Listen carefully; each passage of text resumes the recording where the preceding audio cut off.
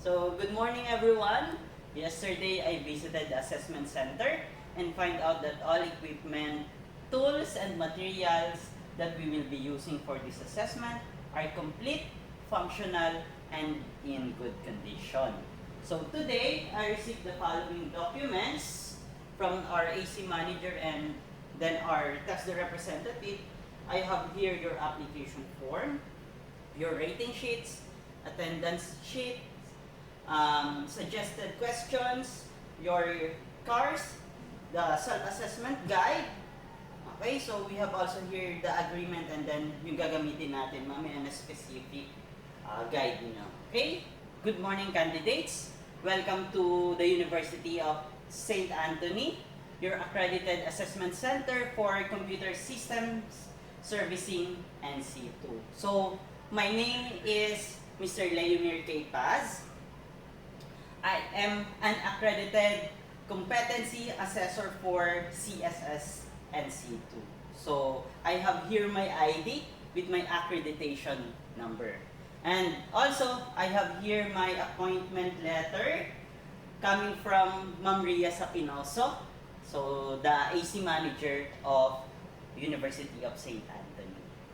Let me also acknowledge ulit po the presence of our Assessment Center Manager, Ma'am Ria Lor Sapinoso, and also Miss Karine Joy Silva, our TESDA representative from the TESDA Provincial Office. So, don't worry kung nandyan sila because hindi naman sila yung mag-a-assess sa inyo. Ako po. Okay? So, you don't have to worry about their presence because they are just here to oversee if the conduct of assessment is in accordance with the competency assessment methodologies and procedure. Okay? So, I will now check your attendance. So, as I call your name, please come forward and present to me your admission slips. Okay? So, and then you will sign the attendance sheet. Okay? So, I have here 2 copies of attendance sheet. So, reminder. So, please sign on the first page and then on the second page. Okay? So, when I call your name, so, pumunta po dito to sign your name. Okay? And then, please check din kung tama yung spelling po na inyong name. Okay? So, first po, so, Mr. Janjan Debil.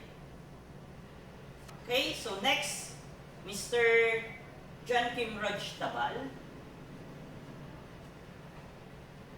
Okay, so I have here your application forms and then the self-assessment guide. Okay, so binigay po to sa akin ng ating AC manager. Okay, so naka-indicate po dito na all yes column are checked. Ibig sabihin, prepared kayo for this assessment. Okay po? So, today, I will be administering the CSS assessment or the Computer System Servicing Assessment. And I will be collecting evidences through demonstration and oral questioning. So, Computer System Servicing NC2 is a cluster type of assessment. Okay? So, pag sinabi natin cluster type, so, it is subdivided to several areas. So, you also have 2 options. So, the first choice is, pwede kayong mag-apply for full qualification. Okay? So, full, yung buo. Yung 4. Okay? So, the second one is the COC basis. So, pwede kayong mamili lang doon sa 4 na COC kung ano yung i-assess nyo, ipapa-assess nyo. Okay? Okay.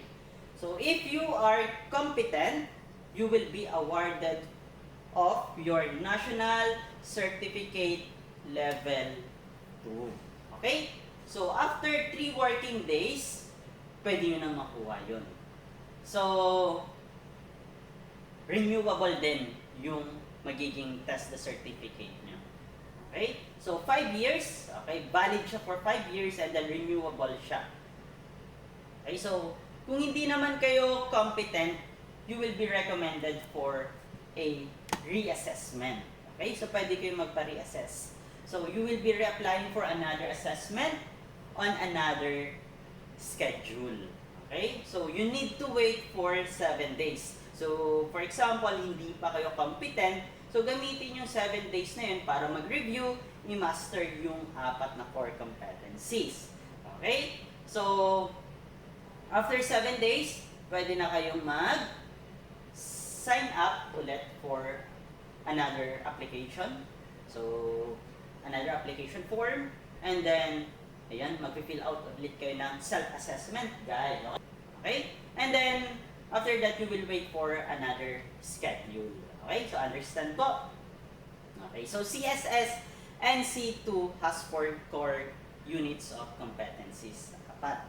So, COC1 is, the title of COC1 is Install and Configure Computer Systems. Okay? So, it is good for 2.5 or 2.5 hours. Okay? So, the next competency is COC2, which is set up computer networks. So, it is also good for 1.5 hours. COC3, okay, so set up computer servers naman, which is good for 2 hours. And then the last one plus the COC4 is maintain and repair computer systems and networks. So that's good for 1 hour naman po. So the total duration of our assessment is 7 hours. Po. So CSS and C2 assessment is good for 7 hours. So 6 hours for demonstration, okay? And 1 hour for oral questioning. So mauuna yung demonstration mamaya and then susunod yung oral questioning. So, ayun. So every COC, I need different evidences. Okay? So, ito yung nire-require ko, dapat makita ko para maipasa ko kayo dun sa COC na yun. For example, COC number 1 hanggang number 4. Okay? So, yun ang i-assess ko po sa inyo. So, for COC number 1, install and configure computer systems. So, you need to assemble computer hardware. So, doon, sa part na yun, doon ang assembly and disassembly station natin. Okay? So, after that is, you need to prepare a bootable installer. Okay? So, ready na ba yung mga USB flash drives nyo? And then, ayun. Nandito yung mga workstations natin. We have 2 workstations here. So, each student may naka-assign sa inyong workstation. Okay po? So, ayun. Mag-install kayo ng operating system sa COC1. Okay? So, para may guide kayo, meron ako ibibigay sa inyo mamaya na inventory sheets. Okay? So, para siyang checklist na kung saan yun yung magiging guide nyo kung ano yung hinihingin ko na evidences. Okay? So, next is COC number 2, which is set up computer networks. Okay po. So, kada workstations, i-installan nyo ng cable networks. Okay? And then, yun, isi-set nyo yung network configuration nyo. Po. Okay? After that is, dapat makonect nyo siya sa wireless access. Okay? For COC number 3, so you need to set up the servers naman, computer servers. Okay? So, ayan. You need to set up the user access. So, yung dalawang computer sa workstation nyo, so, dapat connected sila with each other. Ayan. So, kailangan yung ma-connect sila using ADDS server, DHCP server, DNS server. So, file services, folder redirection, and then may mga printers din tayo. May mga printers tayo na kung saan kailangan yung makapag-print. So, dapat, isa yun sa evidences na hingin ko sa inyo, dapat makapag-print test kayo. Okay? Then, dapat yung dalawang computers nyo sa workstation nyo is dapat naka-remote. desktop silang dalawa. Okay? Go. And then, doon naman tayo sa last na COC, which is COC number 4, maintained and repair computer systems and networks. Okay? So, dito, titingnan ko na kung yung anong ginagawa nyo sa COC 1, COC 2, COC 3. So, i-observe ko na. So, dito sa COC 4, ang i-require ko na lang sa inyo as evidence or evidences is yung pag-backup and restore ng files. Okay? Opo. So, nandun yung holding area natin. So, pagtapos na kayo dito, hintayin nyo kasi meron ba tayong second part, which is the oral questioning. Okay po? Ayan. So, ayan. Before we start, ayan. So, for your personal needs, so the comfort room is located there. And also, does anybody here na merong sakit sa puso? Merong diabetes? Opo. So, nakainom na po ba kayo ng gamot? Kung hindi pa po is, uminom na po kayo ng gamot. Or, ayan. Baka mayroon din dito sa inyong Muslim o na kailangan ng magpa-excuse kasi for religious time. So, if you have difficulty understanding the given instruction, yung mga sinabi ko ngayon, so please don't hesitate to call my attention. Apo, because I am more willing to explain and translate it for you. So, please refrain from asking questions later. Dapat naman. Apo, so may question ba? Okay, so wala naman. So, mobile phones are not allowed. So, pakitago na po ng mobile phones nyo. So, huwag makikipagdaldalan later sa mga kasama nyo. So, as we go along with our assessment, please observe safety practices. So, and for example, may nangyaring accident. Okay? So, please call my attention immediately so I can give you first aid.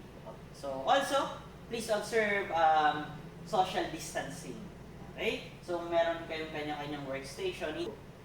Ako naman, class, me as an assessor. So, my role is just to observe and write down what I have observed during the assessment. So, I have the right to stop you pag may na-observe ako na violations or untoward behavior.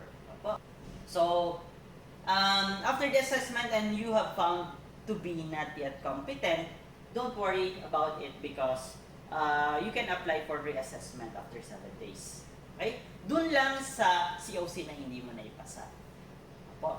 So, for example, napasa mo yung COC 1, COC 2, yung COC 3 and 4 hindi, yun lang uulitin mo. Or,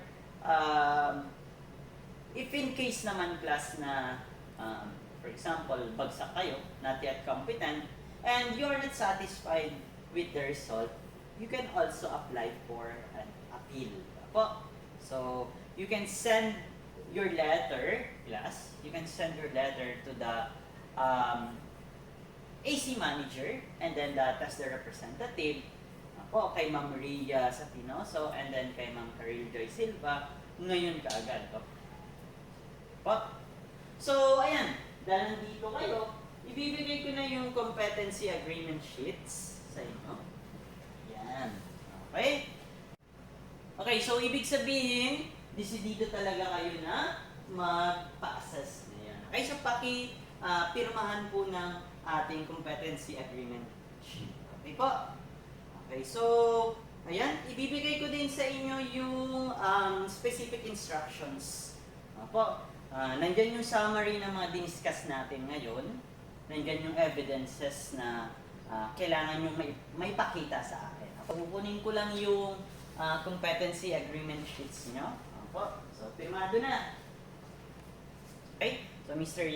Dibil, so naka-assign ka sa workstation number 1. And then, Mr. Tabal, dito ka sa workstation number 2.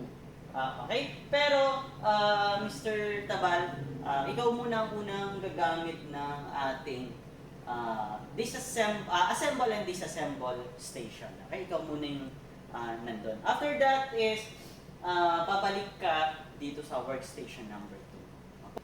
So, gets? Okay, so you may now proceed to your workstations. Okay, so the time now is 8:30 a.m. Okay, so you have 6 hours to do your task. Okay. You may start now.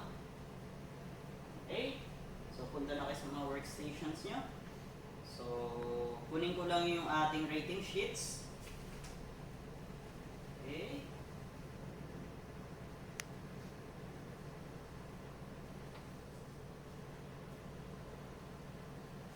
Okay, tapos ka na, Mr. Tabal. Okay, so proceed to your workstation number 2. So, Mr. Deville, go to assemble and disassemble area. Okay, Mr. Deville, tapos na po. Okay, so please clean your area po. Okay. So, go to the holding area. Okay. So, Mr. Tabal, so time is up, Mr. Tabal. Please proceed to the holding station. Okay, so Mr. Deville, please come in. Okay, so can you please read the questions and then tell me the answer. Okay, very good, Mr. Deville. So, ayan, balik ka muna dun sa holding area natin. So, Mr. Tabal, can you please come in po? Okay, so this is the second part, which is the oral questioning. Opo. Ayan. So, please read the questions and tell me the answer. So, ayan.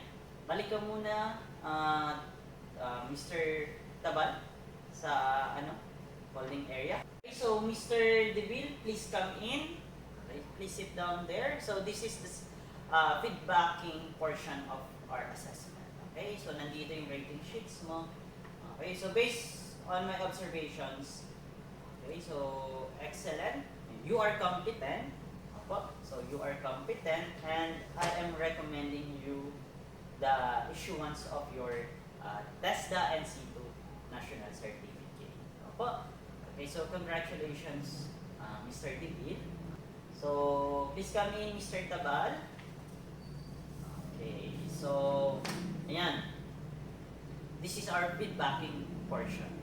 So, ayan, based from my observation, medyo nahirapan ka dun sa pag-install pa lang na, pag-create pa lang ng bootable installer. So, ayan, may papayo ko lang is magkaroon ng review. I-review po yung apat natin na COC lang. So, ayan, i-recommend ko na magkaroon ka na or mag-apply ka ng reassessment. So, you need to wait for 7 days. So, use that 7 days para i-master yung 4 competencies natin sa CSS. Okay, so, can you please stand by? So, please stand by na muna sa holding area natin. Okay, so students, please come in po. So, this is the closing part of our assessment. So, I want to congratulate everyone for taking this assessment. Also, I will also want to appreciate the presence of Ma'am Ria Sapinoso, our Assessment Center Manager, and Miss Karil Joy Silva for our tester representative. So, ayan, isasubmit ko na kay Ma'am Ria yung attendance sheets, the rating sheets, and then the cars. Okay. So, ayun, kay Ma'am Ria nyo na lang kukunin yung cars nyo. And then, Ma'am Karil, nandito po yung specific instructions and then the assessors. Okay, so thank you so much po. Okay, so at this juncture po, I will give the floor to Ma'am Karil Joy Silva for the closing remarks. Thank you, Ma'am. Thank you so much everyone. Have a good day po.